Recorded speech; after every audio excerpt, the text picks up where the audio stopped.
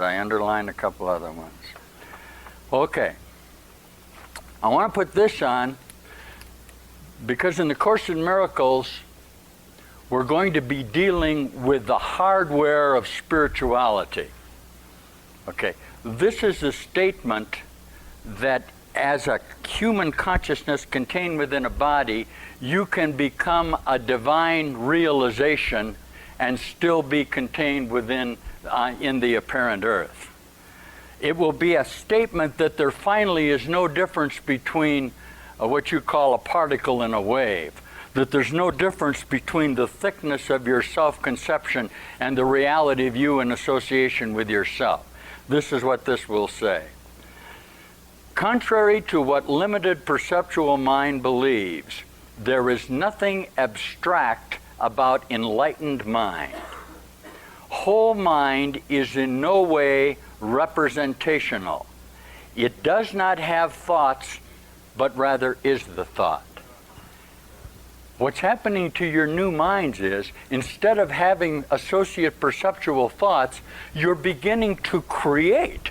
A lot of you guys are beginning to express yourself from your whole new perceptual association with your whole new self-identity, which Jesus calls true perception. Okay. How does perceptual mind observe you when you do that? It can only observe you with its own perceptual relationship with you. It can't see whole mind. Perhaps it can see its constancy. Perhaps it can look at the results of its denial of whole mind. But finally it must come to that through its own revelation, mustn't it? But first it's going to have to deal with the hardware. This is a resurrected body. Yes. That's fact. Yes. Okay, good. If this is just a dream, you must take this dream body and make it whole in your dream association. Okay? Listen. It is exactly what it says. It does not have thoughts, but rather is the thought. It is exactly what it says. An enlightened human mind is momentarily an embodiment of reality. We are trying to teach you through continuing miraculous occurrences that by not supporting relationship associations of your projected imagery, the image will become whole and all-inclusive unto itself. The very highest form of enlightenment thought is A Course in Miracles.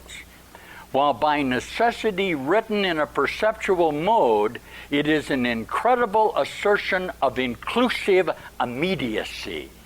It is itself a totality rather than a statement of the possibility of wholeness. Yes. That's nice. This is what you are, and this is what you're doing here. Isn't that amazing that this then becomes philosophy and it's religion? In a moment, it's going to have to become science, isn't it? It's going to have to teach quantum reality. It's going to have to teach away from Newtonian or objective physics, isn't it? Huh? Is that all in the Course in Miracles? Sure. All right. 2 more and we'll be out of here. Okay. Miracle working defined. Okay. Here's the dilemma that you have. The Course in Miracles teaches that all judgment is false. Yes, you must judge in order to relinquish your judgment. Isn't this so? It teaches you to decide not to decide. Why? Then the miracle will happen. It's the moment that you don't make a perceptual decision to project from you your own false reality, that is, bring the past of you into here, what will happen? The miracle. Okay, when I get to the definitions of what a miracle is, this will be very evident to you. Okay. Incidentally, when I read, I'll read to you the principles of a miracle. The reason that there's 50 of them is that it's very difficult to define what a miracle is. It seems very simple, but it's not, because the miracle is an all-inclusive statement. If you looked at what a miracle, you begin to define it, you'd say, God's truth is a miracle. Okay. Now, the principles that I read to you will be 2 things. First, the principle that it is true, and then the principles of the manner in which you come to it.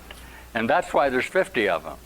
It's sort of, what it does is sort of surround it.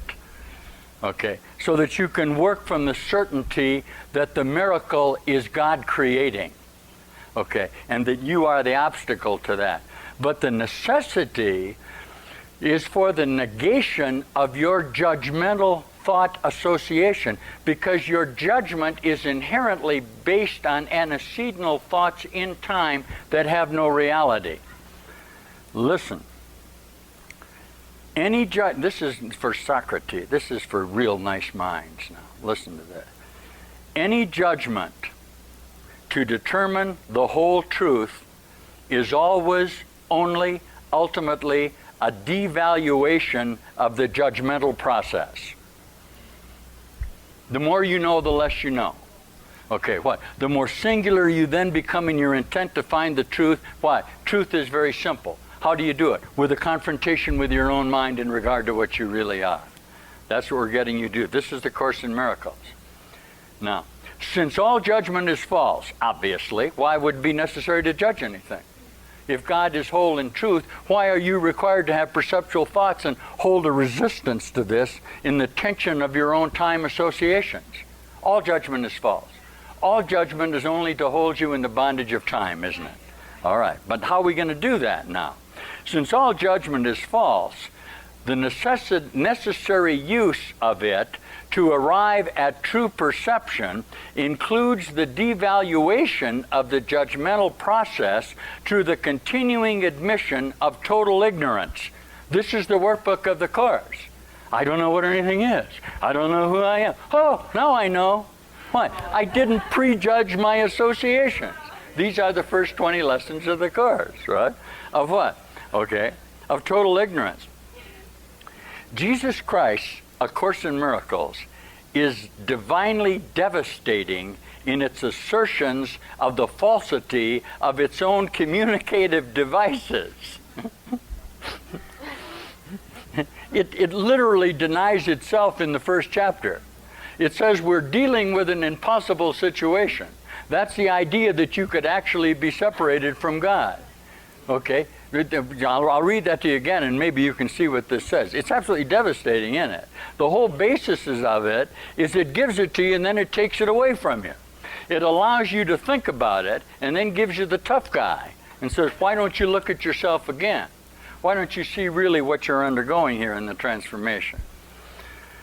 The Course in Miracles is divinely devastating in its assertion of the falsity of its own communicative devices and to the necessity for inclusion of previously disconnected ideas of the mind brought to harmony through unqualified forgiveness, that is, judgment and unconditional love.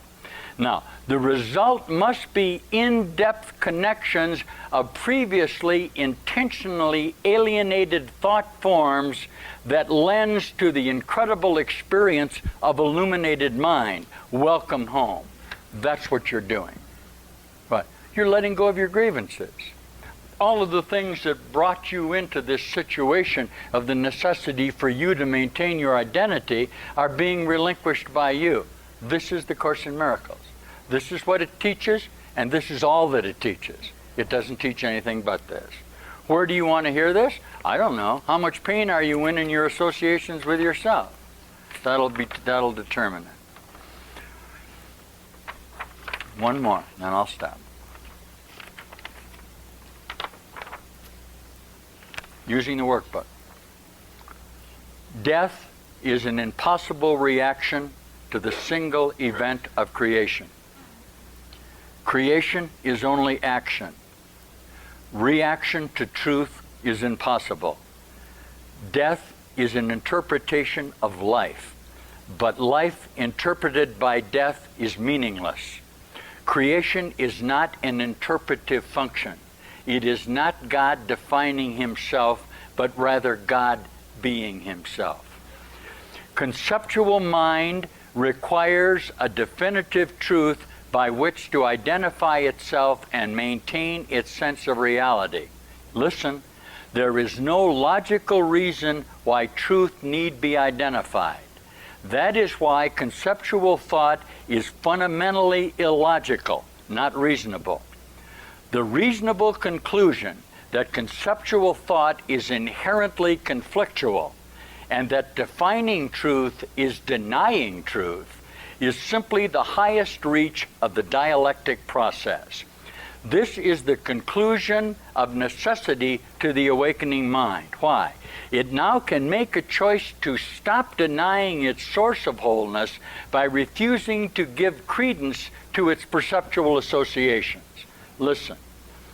Okay. Eternity is reached by a disassociation from time. Time is nothing more than the conceptual distance between cause and effect. I'm thinking that that's going to happen. Okay.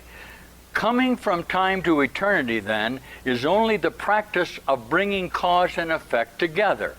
The workbook of A Course in Miracles provides uncompromising discipline in the technique of disassociational perceptual thinking to bring about a literal transformation of your perceptual mind. It is a passionate assertion of the insanity of conceptual thought, which is what the earth is, in its denial of single whole truth, or God. Okay? Now, you say to me, well, how did I ever get into this? Okay. How come now, here we sit, how come here now you, a human being on the planet Earth, suddenly find yourself sitting in this room in a place called Denver, in a state called Colorado, on a planet Earth, in a galaxy, in whole association with your own mind? And this is what we want to bring you to now, isn't it? Huh? What are we going to tell you? That in time, all right, okay, at any moment, you can decide to utilize your perceptual associations, okay, through the administering of God or wholeness contained within you at the end of this time association, to make the declaration that you are whole and that truth and love and heaven is all around you. Okay? That's a fact. That's what we want you to do. Okay. How is this going to come about in you? It's going to come about in you because you're in the process of discovering its truth. It has nothing to do with time at all. It's a statement that obviously, if time is your invention and it's the opposite of eternity, the time is not real. Right? Everybody agree? Now, the closest that you can get to knowing time is not real would be a moment, wouldn't it? Okay? That is doing what? Bringing your cause and your effect together. You see? This moment, then. Is this moment what eternity is? It's as close as you can get to it. How about this moment? How about this one? Well, what moment isn't as close as to eternity as you can get? None.